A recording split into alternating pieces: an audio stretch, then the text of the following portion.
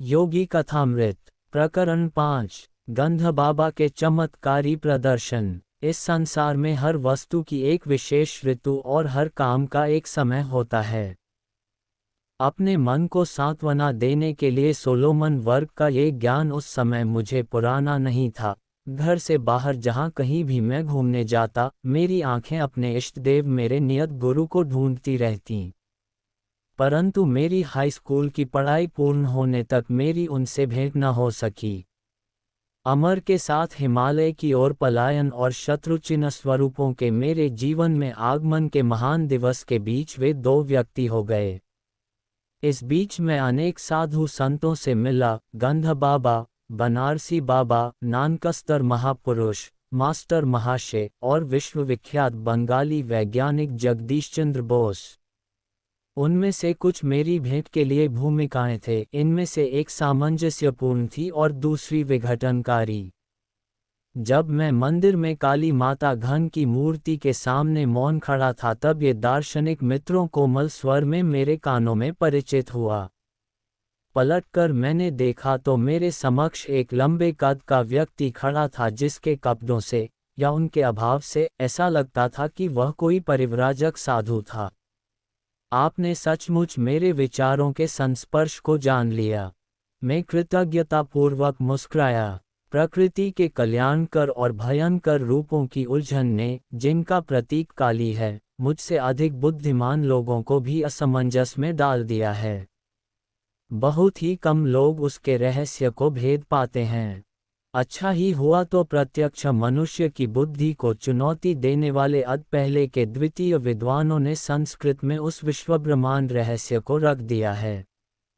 इस पहले के सुलझान का कोई प्रयास भी क्या परोक्ष लाभ अपना मृत्यु के रूप में इसका एक भर देते हैं। ये दंड आज भी उतना ही लागू होता है जितना 30 के दिनों में था। कभी कभार एकदम उच्च व्यक्ति एकदम अस्वीकार कर देता है। हंता की मायादी से वह अहंकार को अभिज्ञात सत्य खींच लेता है। आपके शब्दों में दृढ़ विश्वास दिखता है महाशय। ज्ञाताशक्ति के बीव दुखदायी धर्म अर्थात सत्यनिष्ठ आत्म साक्षात्कार का मैंने दीर्घ काल तक अभ्यास किया है। आत्मदर्शन या अपने विचारों पर निरंतर निर्मम दृष्टि रखना एक कठोर और झकझोरने वाला अनुभव है। ये बलवान से बलवान अहंकार को भी चूर चूर कर देता है। परंतु इसका आत्मविश्लेषण गणित के नियमों की भांति सिद्धिप्रद होने का कार्य करता है। अपने विचारों से सत्य को प्रकट करना आध्यात्मिक मायादर्शी के एक तत्व का मार्ग अद्वितीयता में निर्माण करता है, जो ईश्वर और सृष्टि को अपने ज्ञान से व्याख्या करना अपने अधिकार समझते हैं।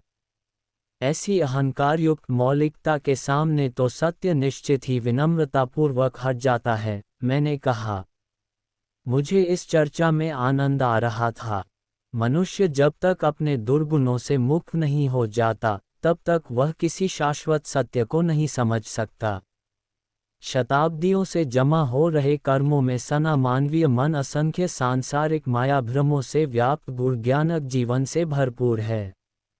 यहाँ युद्ध क्षेत्र की भीषण लड़ाई में फीकी पड़ जाती है जब मनुष्य पहली बार अपने अंतःसार तत्व का विशेष करता है।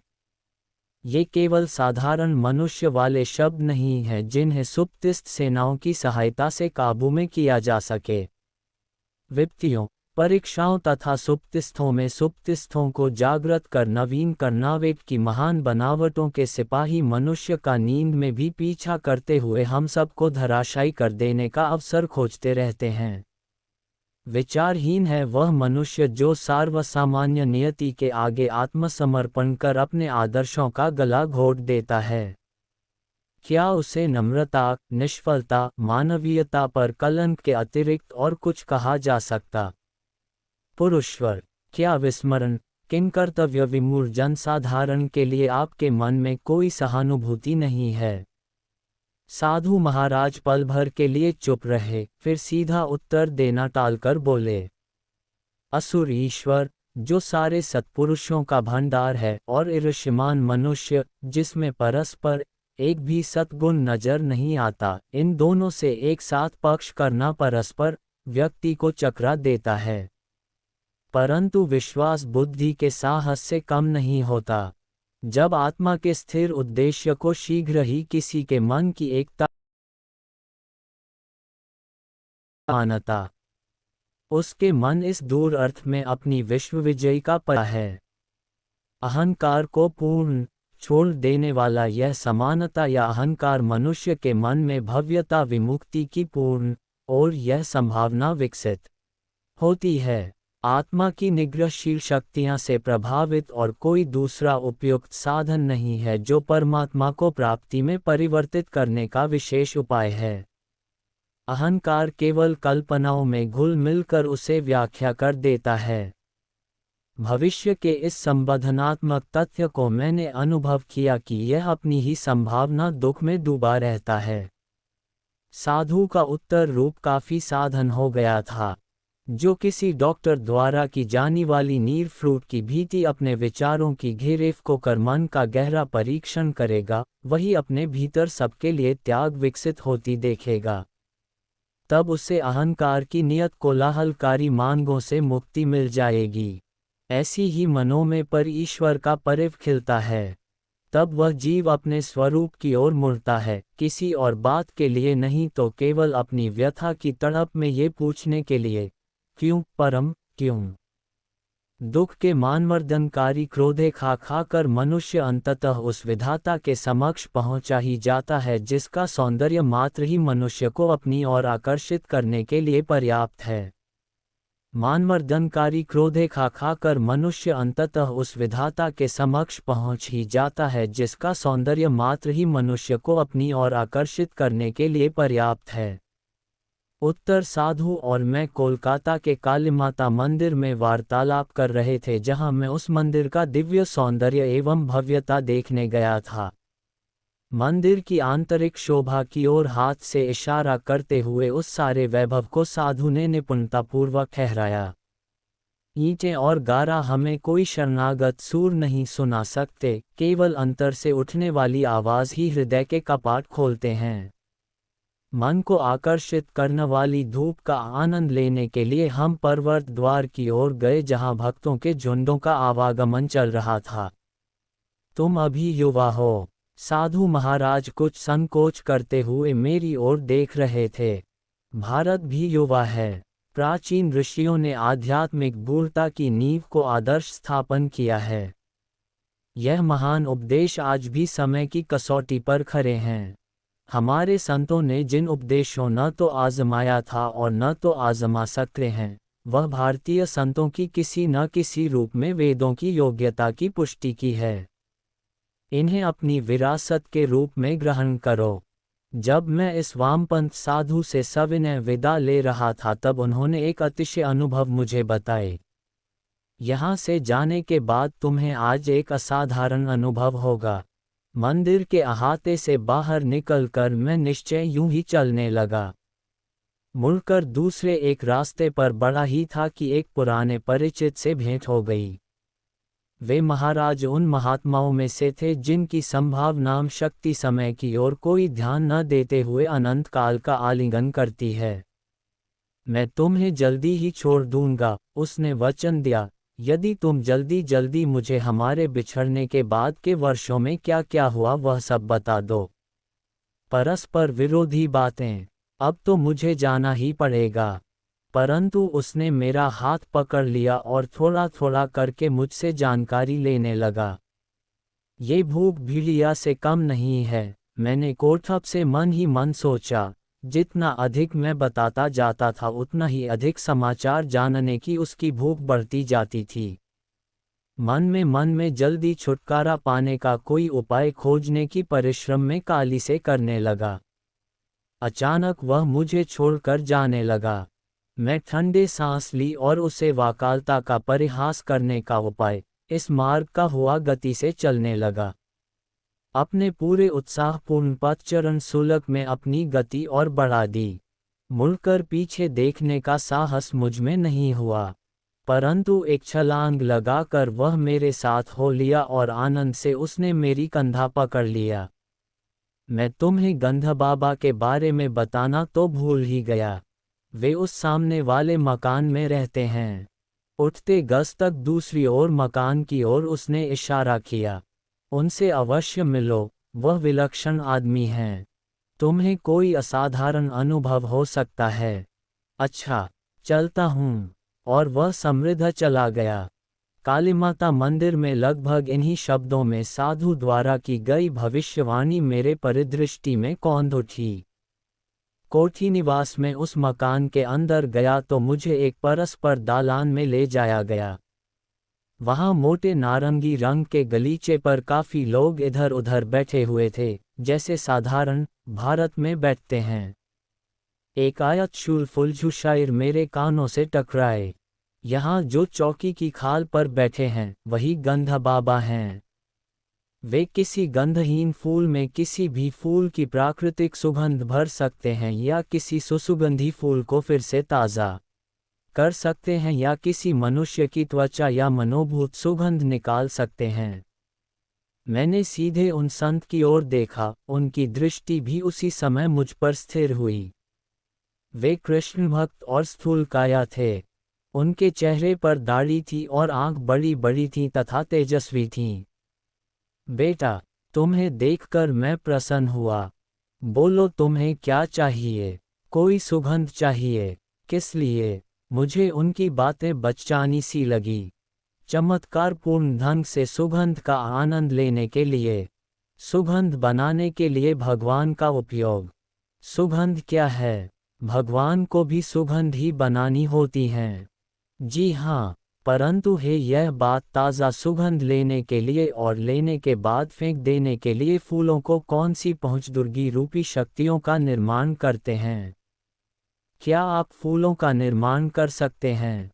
हाँ, परंतु साधारण मैं सुगंध ही निकालता हूँ। तब तो हरेक के कारखाना बंद हो जाएगी। मेरी शक्ति उन्हीं में अपना लक्ष्य रहने की अनुभूति में है। मेरा अपना उद्देश्य तो केवल ईश्वर की शरण दिखाना है। बाहर भगवान की शक्ति का प्रमाण लेना आवश्यक है। क्या वे सकल विश्व में सर्वत्र अपना चमत्कार प्रकट नहीं कर रहे हैं? हाँ, परंतु उनको पाने के अनुभव का भी कुछ तो चमत्कारमयता भी परख करनी चाहिए। ये सिद्धि प्राप्त करने में आपको कितना समय लगा? 12 वर्ष। दिव्य शक्ति से केवल सुगंध बनाने के लिए। हे महानन, मुझे तो लगता है आपने 12 वर्ष व्यर्थ गंवा दिए उन सुगंधों के लिए जिन्हें आप किसी भी फूल वाले की दुकान से कुछ ही रूपों में प्राप्त कर सकते हैं। फूलों की सुगंध उनके साथ ही चली जाती है। मृत्यु के साथ भी सुगंध चली जाती है।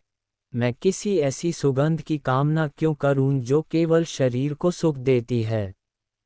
दार्शनिक महाशय, तुमने मेरे मन को प्रसन्न कर दिया। अब अपना दाहिना हाथ आगे बढ़ाओ। उन्होंने आशीर्वाद मुद्रा में अपना हाथ उठाया।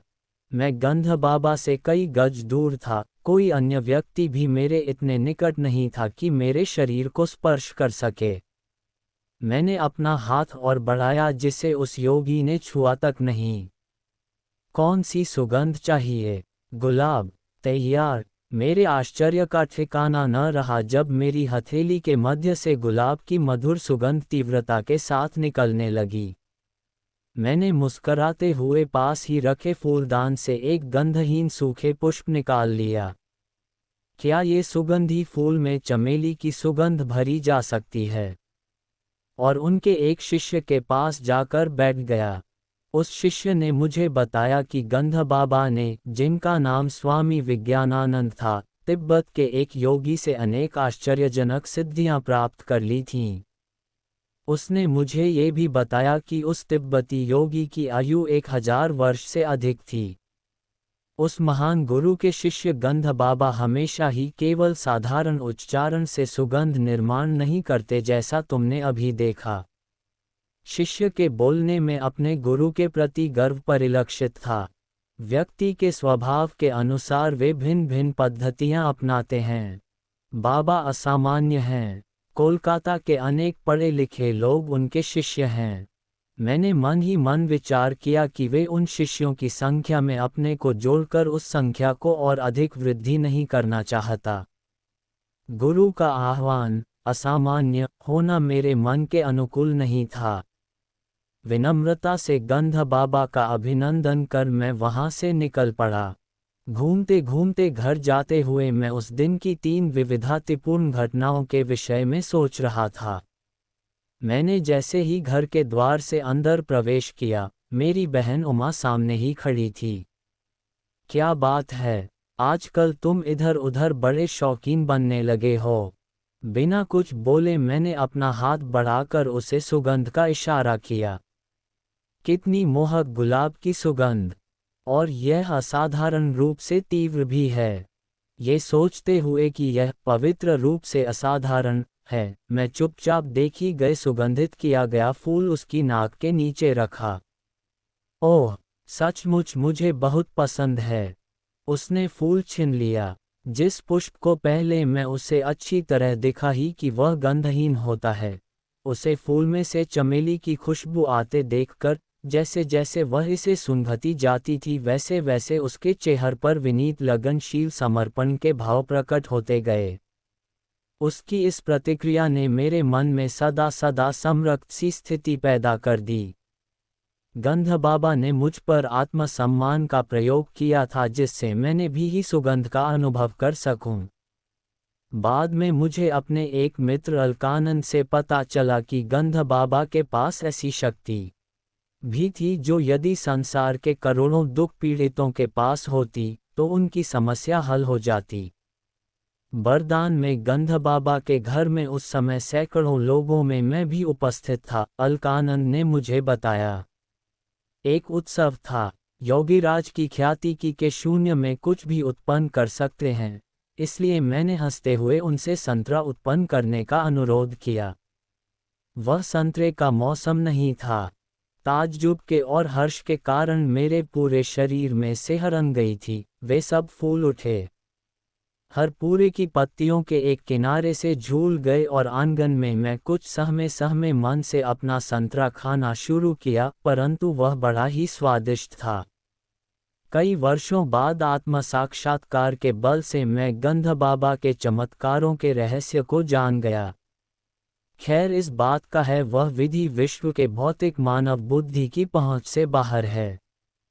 मानव को शब्द, स्पर्श, रूप, रस, रूप, गंध की जो विभिन्न इंद्रियां होती हैं, वे इलेक्ट्रॉन्स और प्रोटॉन्स की स्पंदनात्मक विविधता के कारण होती हैं।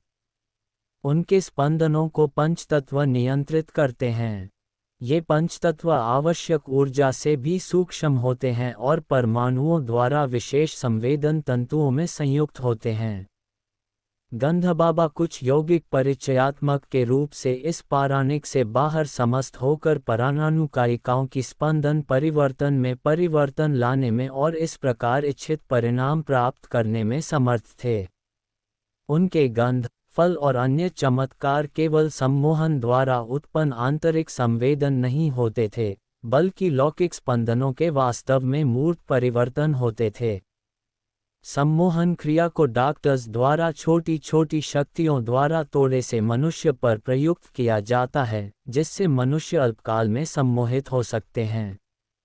परंतु गंध बाबा के चमत्कार अत्यंत उच्च कोटि के थे, जिनमें ये सम्मोहन केवल सतही रूप में हो सकता है, किंतु ये कोई अस्थायी आभास में और ईश्वरानुभूति सम्मिलन पुष्पों द्वारा किए गए चमत्कारों में कोई समानता नहीं है।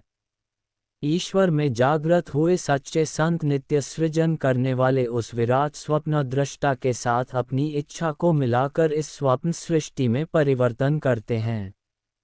गंध बाबा जैसे चमत्कारों का प्रदर्शन करने थे वैसे चमत्कार दिखाने से लोग आकर्षित तो होते हैं, परंतु आध्यात्मिक दृष्टि से उनका कोई लाभ नहीं होता। मनोरंजन के अतिरिक्त उनका कोई प्रयोजन नहीं होता। अतः ईश्वर की यथार्थ खोज से वे साधक को पृथक कर देते हैं। असाधारण शक्तियों के आश्चर्यपूर्ण प्रदर्शन की सिद्धियों ने निंदा की है।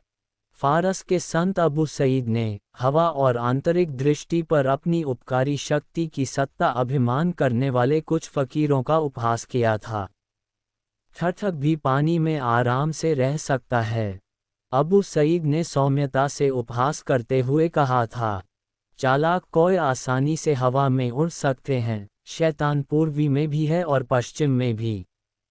सच्चा मनुष्य वह है जो समाज में सदाचार का पालन करता हुआ रहता है और संसार विकर्ष करते हुए भी कभी एक क्षण के लिए भी ईश्वर को नहीं भुलाता। इस अवसर पर इस महान फारसी संत ने धार्मिक जीवन के विषय में अपना मत इस प्रकार व्यक्त किया था। अपने दिमाग से जो कुछ है उसे निकाल दो, स्वार्थहीन इच्छा रहित आकांक्षाएं, हाथ में जो कुछ है उसे दान मुक्त रूप से दो और कन्याओं की आधार से कभी भी विचलित नहीं होना। न तो क्लिष्टता के निर्मूल हठ साधना और न निंदा से परिशोधित योगी ही मेरी गुरु परंपरा की तीव्र आध्यात्मिक संज्ञा कर सके। किसी को आध्यात्मिक स्तर पहचानने में मेरे हृदय को निरीक्षण करने की आवश्यकता नहीं थी।